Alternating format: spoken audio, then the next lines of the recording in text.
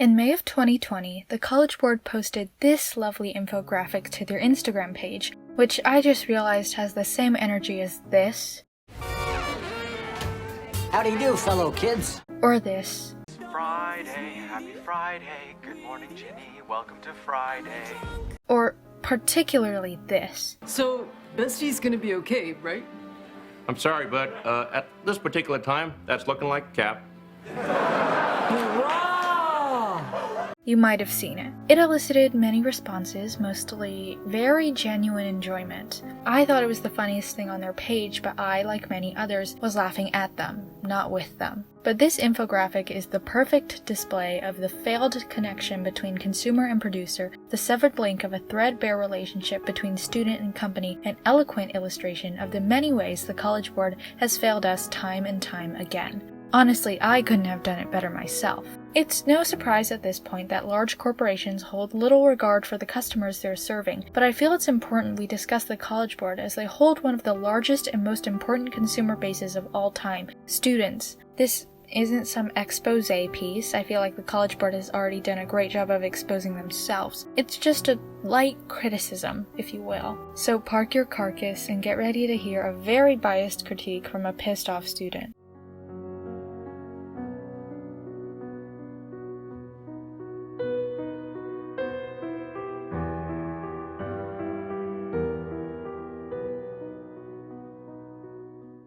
Couple disclaimers. College Board, if you see this, which I highly doubt you will, but if you do, please don't cancel my AP scores, because I will cry.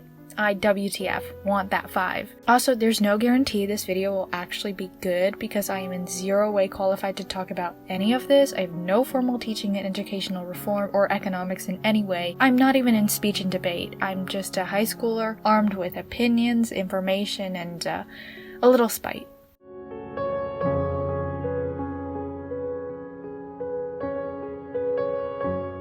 The year is 1899, and to some colleges it feels as if the admission system is, to put it lightly, kind of broken. At this time, college admissions are widely individual, with most schools administering unique tests per school to determine what students to admit. As an alternative to testing, many colleges used admission by certificate. A high school would be certified by inspectors from the colleges to have an appropriately preparatory curriculum for college work, and students graduated from such a high school would be considered to be adequate without testing. By 1900, however, inspections are infrequent and college faculty are often not present. In a quest to standardize the curriculum and admissions, the College Board is founded as a 15-school organization, consisting of preparatory academies and colleges such as Columbia, UPenn, and NYU. It was designed to implement a fairer, more uniform admissions testing system and place administration power back into the hands of the colleges. They wanted to be able to admit more public school students that the elite colleges might not let in. They began administering exams in 1901. 25 years later, in 1926, the first SAT, then known as the Scholastic Aptitude Test, is created by Carl Brigham. Brigham was a scientist and eugenics supporter in the 1920s, so you might already know where this is going. He gained fame from his book, A Study of American Intelligence, which focused on the benefits of administering IQ tests to Army recruits. In this study, he essentially concluded that certain races were naturally smarter than other races based on genetics, and that mixing them in the education system would cause the downfall of American intelligence. Of course, he didn't take into account the external factors that weighed heavily and continue to weigh on the education system in America. That's just too much work. Instead, he stated that we must face the possibility of racial admixture here that is infinitely worse than that faced by any European country today. According to all evidence available then, American intelligence is declining and will proceed with an accelerating rate as the racial admixture becomes more and more extensive. These are the plain, if somewhat ugly facts that our study shows. The College Board saw his study and thus commissioned him to create a similar IQ exam for their admissions programs, which became known as the SAT. Brigham was sowing the seeds for the nationally administered exam that we all take today. He did later recant his conclusions, saying that the SAT did not measure intelligence based on genetics and that his study was flawed, but the damage was done. It was easy for schools and officials to use this study and various others as an excuse to bar certain races from their educational establishments or institute unfair testing structures, and by participating in these practices, the College Board upheld systemic issues in the education system. In 1934, Harvard begins to require that all applicants take the SAT, and many other northeastern colleges follow suit. Over the years, slowly but surely, the SAT becomes incorporated into college admission systems across the nation. The GI Bill of 1944 skyrockets college admissions for veterans, and the SAT is soon nationally administered in record amounts. In 1951, AP tests are created to encourage high school students to enter college with some college credit. 4 years later, the College Board takes over and begins to administer them as well. In 1959, the PSAT is freshly administered, and 12 years later it becomes linked with the National Merit Scholarship Corporation. These are the beginnings of the well-known College Board products. Over the years, the College Board has continued to modify these exams as needed. Multiple AP exams were modified over the last couple of years, the SAT underwent massive overhauls, and the SAT subject tests were completely discontinued in 2021. Currently, the College Board is administering 38 AP exams every May and 7 SATs each year. Today, over 1 million students take at least one AP exam, and over 2 million take the SAT.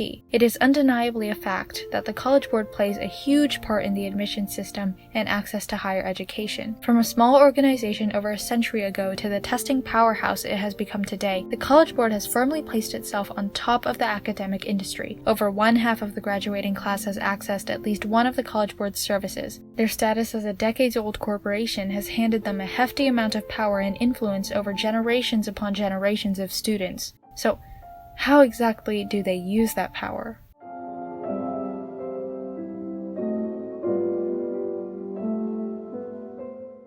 Do I have a strong dislike for the College Board? Absolutely. Am I forking over a lot of money to take at least 6 more of their exams? Yes, 100%.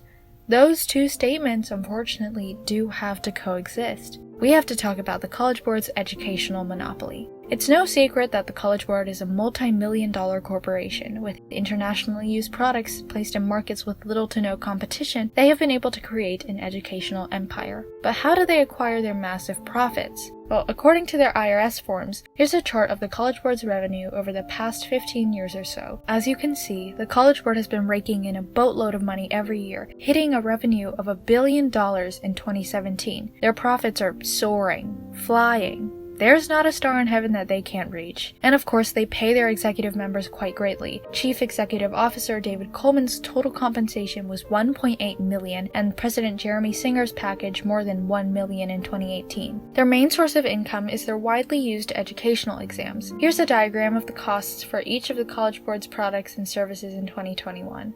This isn't even taking into account all the various paraphernalia they sell to prepare for their exams. In 2020, about 2.2 million students took the SAT, about 5.03 million took some variation of the PSAT, and 4.1 million AP exams were administered. Multiplying those numbers by the full fee brings their revenue to about $584,380,000. Over $500 million from those products alone. This is also where we get to the monopoly part. While some may argue that the College Board is not fully a monopoly themselves, they certainly have quite a few monopoly products. The AP exams hold no competitors in their field, as well as the PSAT. Even the CSS profile is the second most popular form of financial aid next to FAFSA. AP tests are widely encouraged for college applications as well as the SAT. Let's pose a scenario. I'm a rising junior. Say I want to go to a top 20 school like Stanford. On average, most acceptees have taken 8 AP courses. I want to be above average, so I take 10. I don't have another option to get that credit elsewhere, so I take the exams. That's $950 already. The average SAT score for Stanford is 1510. Maybe I get something in the low 1400s at first and take it a second time. That's another $104. On average, students apply to about 8 schools. It'll cost $48 to send my SAT scores to 8 colleges and $105 to send my AP score reports. Maybe I didn't get the score I wanted for an AP, so I have to pay $80 to withhold that score from all the colleges I apply to. Of course, I want financial aid as well because college is expensive, so it'll cost another $137 to send my CSS profile to the 8 colleges. Over my 4 years in high school, I've effectively given the College Board $1,424. $1,272 of those dollars were spent on services that I cannot access anywhere else. And this is just by 2021 standards. Before, students also had to spend money on the SAT subject tests, another unique College Board product that many colleges required. There's nothing inherently wrong with producing products like the CSS profile or AP exams, but by holding high prices on these untouchable products, the College Board effectively ensures ensures that they have a hefty profit rolling in every year. For a company that already makes so much money off their independent products, it would make sense to work to provide access to these services to the underprivileged. But no, instead, College Board enjoys monopolies in key markets and leverages those monopolies to support its competition in non-monopoly markets against competitors who enjoy no monopoly safe havens. For example, the International Baccalaureate, or IB program, was a largely unique product in its field until 2013 when the College Board rolled out its AP Capstone program. At the time of its release, the Capstone program was notably cheaper than the IB program, acting as a key competitor. By using one of their unique products and morphing it to compete with another educational product, the College Board uses both their monopoly and more well-known name to compete. The College Board just cannot stand by and watch other educational programs succeed. Another well-known competitor of the College Board is the ACT, an organization that administers an exam of the same name. Both the SAT and ACT are widely used in the college admissions process, but separately used in different areas of the nation. Obviously, the ACT is a threat to the SAT's reach and profit, so in order to ensure that more students could take the SAT, the College Board has done a few things. The College Board has signed statewide contracts with certain states that require all high schoolers in that state to take the SAT. The SAT is mandatory for all juniors in 20 states such as Colorado, Illinois, Michigan, and Rhode Island. Traditionally, the ACT is more popular in the Midwestern states. However, most recently, the College Board outbid the ACT for contracts in 2 of the 3 most populous Midwestern states, Michigan in 2015 and Illinois in 2016. The students and teachers of those states were indignant about the abrupt switch, but no matter. The College Board had to ensure that as many students as possible were taking the SAT. While this move may not have brought in more profits College Board's way, it certainly pulled a portion of the ACT's consumer base away. But a more notable and profit-considering move occurred earlier in 2012. The College Board hired a new CEO by the name of David Coleman. He's known as the architect of Common Core, a huge red flag already. He's also the man who said this. The only problem, forgive me for saying this so bluntly, the only problem with those 2 forms of writing is as you grow up in this world, you realize people really don't give a shit about what you feel or what you think. David. Can I call you David? I'll call you David. David, I just want to take a second and thank you so much for this lovely comment. I think for me, as someone who has really valued personal and creative writing over the years, it truly warms my heart to hear these remarks coming from the very man who designed the educational curriculum that thousands of schools now adhere to, and the man who is also currently sitting at the top of one of the key corporations that will help me access my higher education. Really lovely words. Unsurprisingly, Coleman's appointment as CEO was met with resistance. With his arrival, many veteran employees left and much of the directorial board was replaced. Of the 21 members of College Board's top leadership the year before David Coleman's arrival, only 5 remained the year after, and 2 of them were demoted. By the end of 2015, 3/4 of the top leadership had worked at College Board for less than 2 years. Coleman's hiring was primarily pushed by the growing popularity of the ACT. In 2012, the ACT had surpassed the SAT in the number of test takers. In order to regain that profit, Coleman was hired and promised a complete overhaul of the old SAT. Coleman's claim to fame as the creator of Common Core was thus reflected in the reformed test. It was designed to further align with those standards. His plan was to remake the SAT to be curriculum-focused like the ACT. No more questions requiring students to memorize obscure SAT vocabulary words like impecunious and noisome. In 2013, he hired Cindy Schmazer, who had left ACT after running its education division for nearly 38 years. Coleman opened an office for her in an Iowa City suburb and started poaching ACT employees. Coleman wanted a complete redesign by 2015, a daunting task, especially considering that most SAT exams take about 2 years to write. He was fueled by competition with the ACT, writing in an email that they could not afford to let ACT continue to shape the state market. The test was delayed, but in 2016, a brand new, completely refurbished SAT was rolled out. Raising profits aside, this revision was supposed to be beneficial for the students taking the exam, right?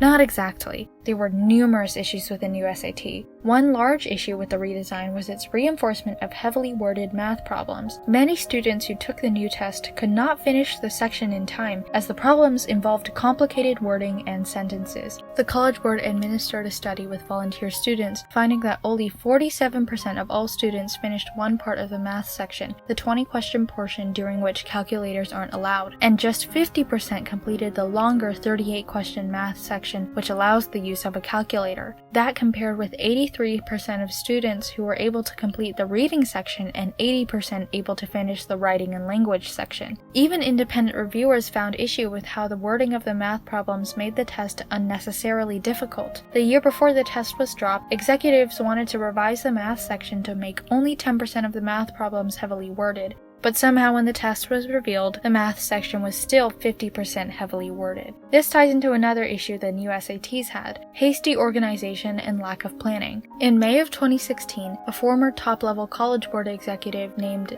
Manuel Alfaro acted as a whistleblower and went on LinkedIn to post the things he had witnessed while working there. He described how he was tasked to rewrite the Common Core standards for the SAT so that no one could tell they were Common Core. The worst parts are about the revision of the test questions. One of those important details is the percentage of operational items that are revised/rewritten during the operational form review process. These are not the items that are included in experimental sections for pre-testing. These are the items that are used to determine a student's SAT score. A large percentage of operational items on each form, often greater than 50%, are extensively revised/rewritten. And no, I'm not talking about adding a missing comma here, fixing a typo there, or changing the standard alignment. Sometimes the revised items are completely different than the version that was pre-tested. The quality of test questions was often so bad that even internal committees had concerns about the timing and process itself. The College Board's Content Advisory Committee often did not see test items until they were already on a ready-to-send SAT, and they found that many items did not have correct answers or did not have accurate or realistic context. I can truly see the effort that went into making this exam as pristine as it could be for the students. Everybody say thank you, David Coleman, for overseeing the hasty formation of an exam that was not at all influenced by the pursuit of profit. These events in 2016 really illuminate just how much the College Board cares. There's also the issue of the College Board's offshore accounts housing well over $250 million, but I'm not getting into that because I would just be describing things that I barely understand. It's kind of like baby's first hedge fund or something. Just know that it's a bit weird for a public charity to have this amount of money offshore to be used for undisclosed purposes. Just another way the College Board is rich and keeps getting richer. Wait, speaking of shady business deals, I just got a weird amount of emails.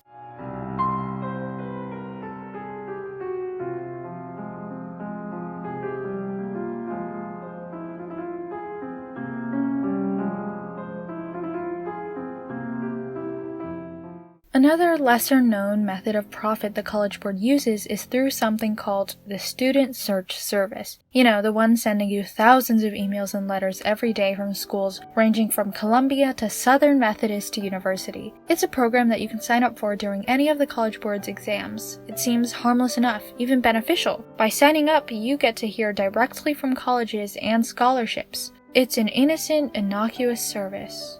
Well, the College Board never wastes a moment. Every moment can become a profitable moment. Just a quick lesson to all the entrepreneurs out there. The College Board collects individual student data and uses it for the Student Search Service. Now, colleges don't get access to this information for free. Instead, the College Board sells it to them. During a May 2019 Illinois Senate legislative hearing, a representative of College Board reportedly confirmed that the organization sold access to student data for 45 cents per student. Essentially, you yourself are worth about 45 cents, give or take a few. Now, I know this generation is built on despairing apathy and nihilism and a cynical abandonment of ethics, so you're probably not quaking in your boots over this. You might even be thinking, hey, lower it a couple more cents, I'm not worth that much, and honestly, good for you. You're secure in your identity. But what angers me is the fact that selling student data just might be illegal. In over 20 states, there are privacy laws that state operators cannot sell student information to third-party companies. Here's the thing. The College Board argues that they do not sell student data, but rather lease it, which balances the legality of this precarious exchange over a single technicality. Colleges can choose to buy certain sets of data or data from a certain score range, which implies that even if you choose to withhold a certain score, some colleges might already know that number. But, commodification of identities, what's new? The College Board has actually been involved in 2 lawsuits involving the sale of student data, both in Illinois. They were sued on 4 counts in 2013, including breach of written contract and invasion of privacy and misappropriation of confidential information. Additionally, in 2019, they were sued on 11 counts, including unjust enrichment, intrusion upon seclusion, which is essentially invasion of privacy, and violation of the Right of Publicity Act. Unfortunately, I believe both suits were dismissed, which is a real shame. But aside from killing trees, research shows these programs have little to no effect on the admissions of students. In a study done by the College Board, the probability of a student enrolling in a college after they sent them an email only grew by about 0.02%. In reality, the sale of student data itself in order to recruit more students has helped schools inflate their applicant pools and rejection rates. Those rejection rates have amplified the perception of exclusivity that colleges are eager to reinforce, pushing students to invest more time and money in preparing for and retaking exams College Board sells. By pushing these systems, the College Board is effectively perpetuating a cycle that only benefits them, of course. Sorry, Jessie J, but I gotta disagree with you. I think it is about the money, money, money.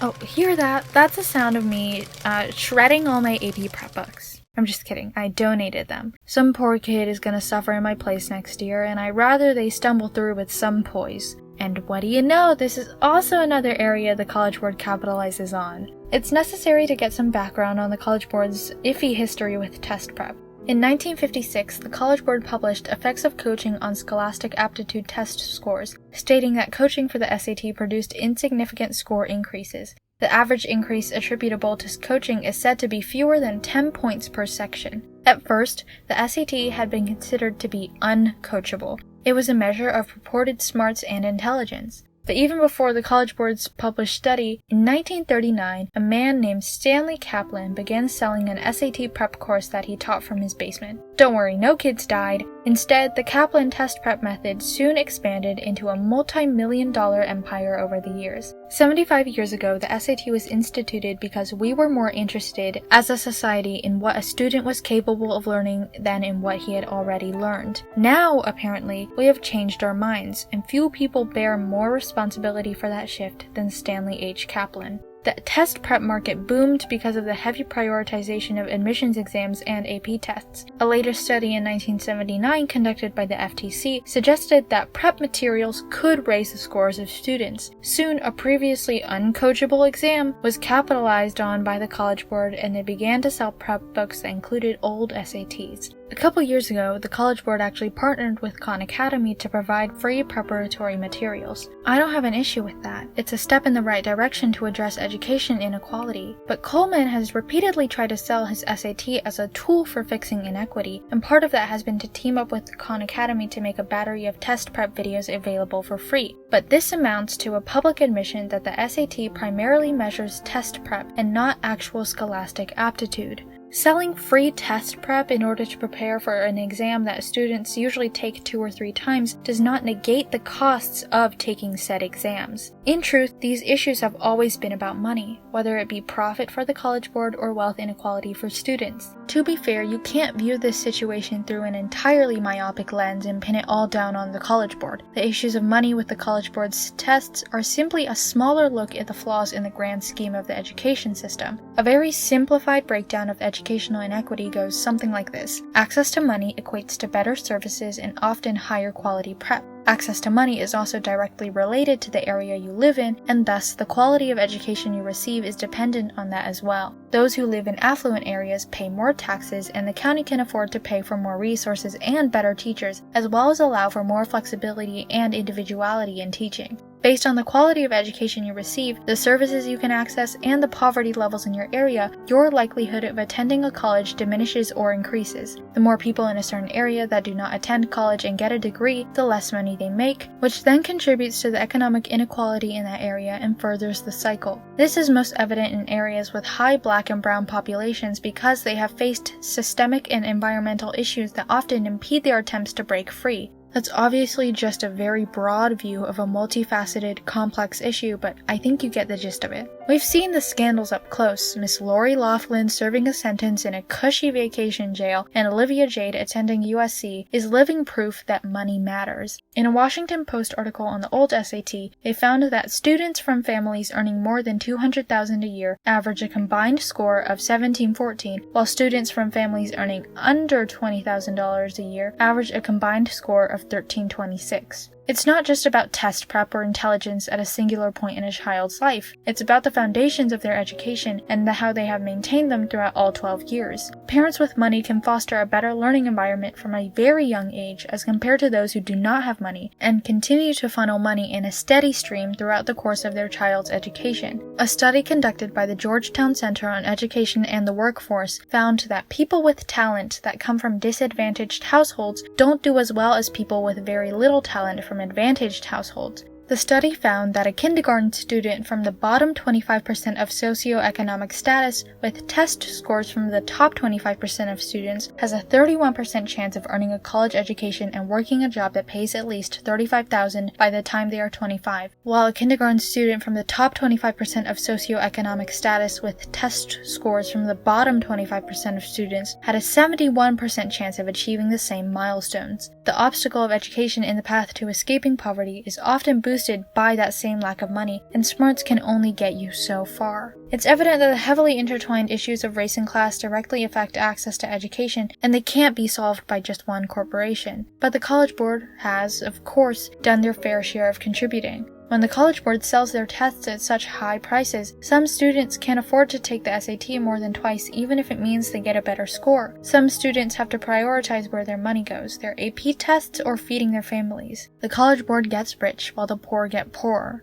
They'll take your money and your dignity and then leave. You know, David Coleman actually wrote a piece for The Atlantic calling on schools to diminish the SAT as a factor in admissions, stating that low scores should never be a veto on a student's life. And I don't know, I just feel like there's a metaphor in there somewhere.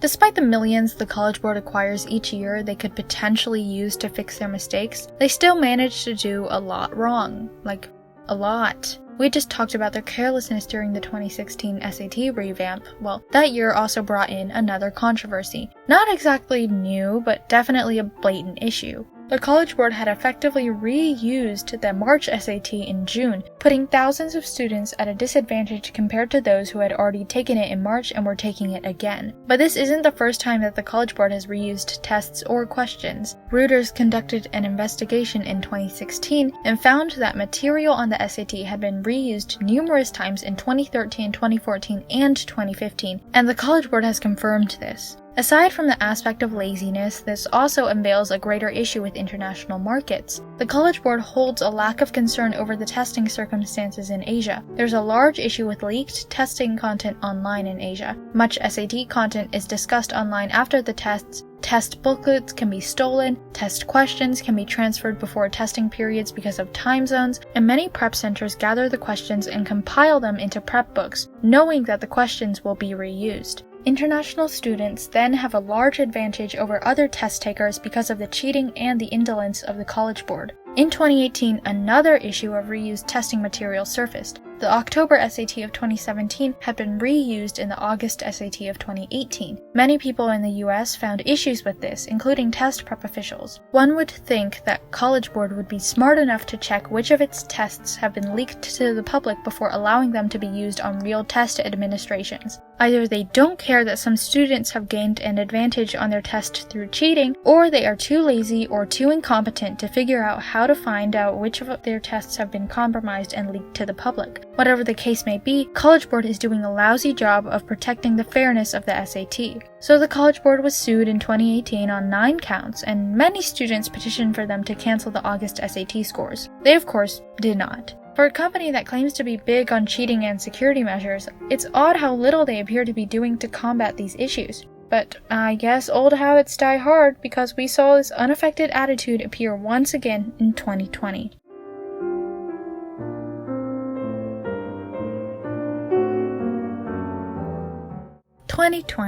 The year the world poured gasoline on itself before realizing just how much it was on fire. In March, a little virus went on a world tour and caused devastation for months after. With the deadly pandemic floating above everyone's heads, all events were shifted online. Amidst all this turmoil, the College Board suddenly had an important decision to make. The 2020 AP tests still loomed 2 months away, and they had to decide if they were going to flat out cancel them. They decided, for the students, that they would make the hefty decision to completely shift exams online, designing an entirely new testing system in a matter of weeks. There were clearly mixed opinions from all parties involved. The College Board claimed that they had surveyed 18,000 AP enrollees and found that 91% wanted the tests. They surveyed about 1.49% of the entire AP testing population. Now, if you were one of those people, I'd just like to have a friendly little chat, maybe have a cup of tea, and ask, what in God's name were you thinking?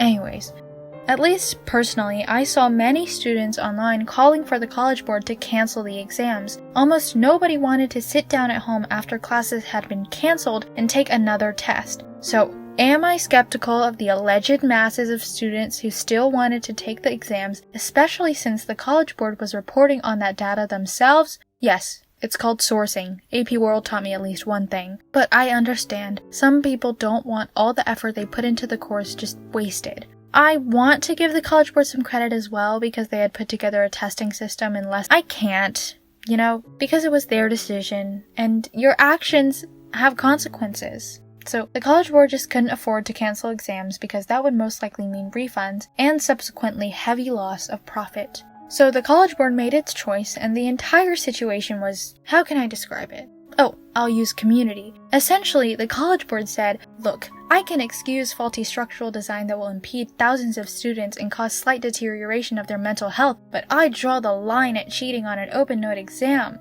Obviously, cheating is not good, but it amazes me that that's the largest issue they decided to crack down on, not the potential crashing of their system by having thousands of students take the same exam at the same time, not the inaccessibility of the exams for disabled students, not the unfairness of testing circumstances for students in further time zones. No, it was cheating on an online exam that was specifically open note. And with this decision to crack down on cheating came one of the most public, embarrassing moments for the College Board. It was their Dramageddon, their caught in 4K moment. Enter Dinosauce313. Now, I have to preface this by saying this is all alleged and not confirmed because I would hate to spread lies as truth.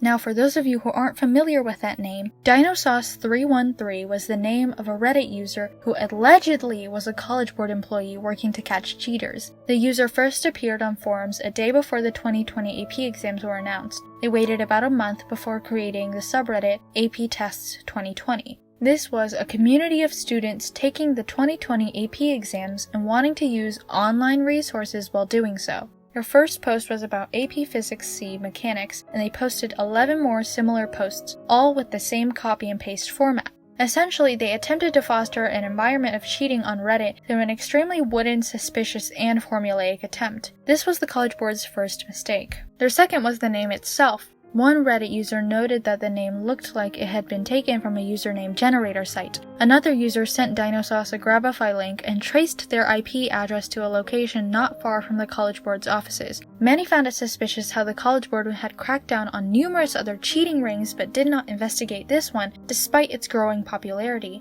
They themselves had said, "We will be monitoring social media and discussion sites to detect and disrupt cheating. We may post content designed to confuse and deter those who attempt to cheat." Even with no solid proof, that heavy-handed cynicism that Reddit is famous for really came in handy here. The subreddit soon descended into total chaos, flooded with mocking memes and volumes of hentai. Dinosauce was ridiculed endlessly and soon vanished off the platform. I know the College Board was hoping to come off the 2020 AP exams with students singing their praises or at least giving them some credit about how well they handled the exams, but they're College Board. Instead, they introduced Dinosauce313 to the ruthless gaze of Reddit. Listen, I hate to say it, but the internet doesn't forgive, and it certainly doesn't forget. The amount of joking and mocking of the College Board was only fueled by these rumors.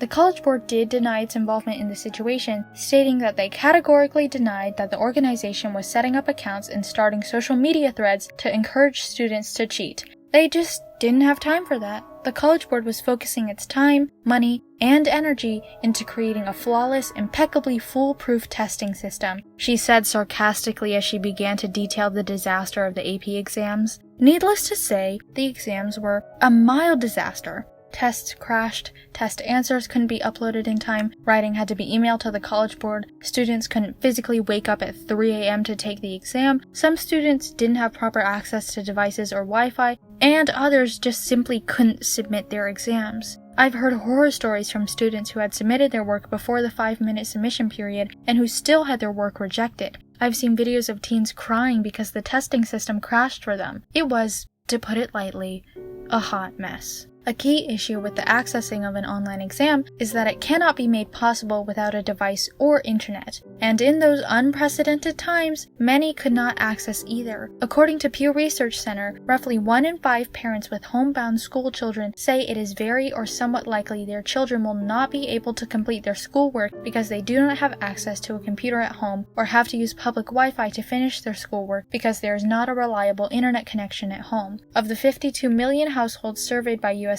Facts, 4.4 million households with students still lack consistent access to a computer, and 3.7 million lack internet access. By barreling ahead with their testing system to avoid losing profit, the College Board ignored some very pertinent issues. The College Board rushed untested AP computerized exams into the marketplace in order to preserve the testing company's largest revenue-generating program after school shut down this spring, even though they were warned about many potential access, technology, and security problems, said Robert Schaefer, Fair Test's interim executive director. Even if only 1% of test takers could not transmit their answers because the College Board's technology was not ready for prime time, at least 20,000 students were affected. These issues had been pointed out before, but the College Board has failed to rectify the situation. Instead of using their millions in revenue to ensure that the testing experience would work smoothly to maybe prove to the world that despite all their previous blunders, they still had a bit of compassion in their cold corporate heart for the students they wanted to connect to college success, they once again cemented just how little they cared about the students by fumbling the ball.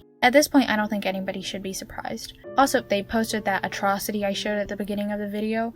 Making memes while students actively have panic attacks is kind of like playing the fiddle while watching Rome burn. But hey, retrospectively, I guess, in some ways these exams were a good experience. It illuminated to many students just how despicable the College Board was and just how little they cared about their testing experience. A triumphant nail in the educational coffin. Also, I don't know if you heard, but it brought about a class action lawsuit. If you're counting, that's the 3rd one in the past 4 years. Several students filed a $500 million lawsuit that sued with 13 claims of relief, and cries of joy were heard around the world. Listen, girls don't want boyfriends, girls want to see the College Board pay for their crimes.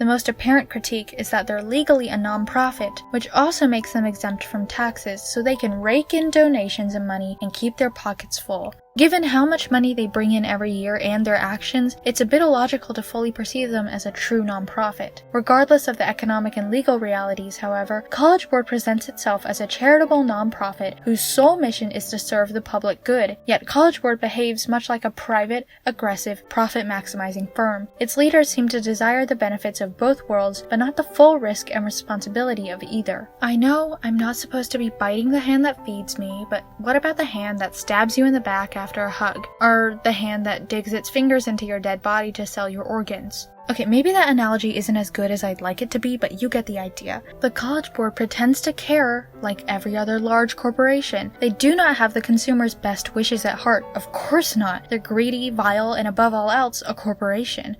I know this is a disappointing way to end this video. The College Board has long held an iron grip on many facets of higher education, and it frustrates me that I can't do much to release it. I have AP classes to take and standardized tests to pass. The College Board's position makes sure that they keep students under their thumb and easy to harvest profit from. How do you bring about the downfall of a large corporation and replace the services they've offered without heavily wounding a system that so many have relied on for years? Truthfully, I wish I knew, but I don't. David Coleman did have a point when he said that schools should stop focusing on the SAT so much. he's out of line, but he's right. And change is happening. Some colleges are beginning to stop requiring SATs or ACTs in their admissions process after decades, but there are also many resource-thin public colleges, from the University of Kansas to Florida International University, that can ill afford to adopt holistic application processes and have relied on standardized test scores to help screen tens of thousands of applicants. Thousands more schools have used the SAT to help them calculate the tuition discounts they offer, better known as merit aid. The open secret that David Coleman knows well is that despite its many flaws, the SAT is a critical tool for the affluent because it is a gatekeeper to colleges and ultimately success. So for now, it looks like the College Board will maintain its rule over higher education and continue to do so for years to come, and that's a terribly inconvenient truth. Now, if you'll excuse me, I have to go study for my SAT.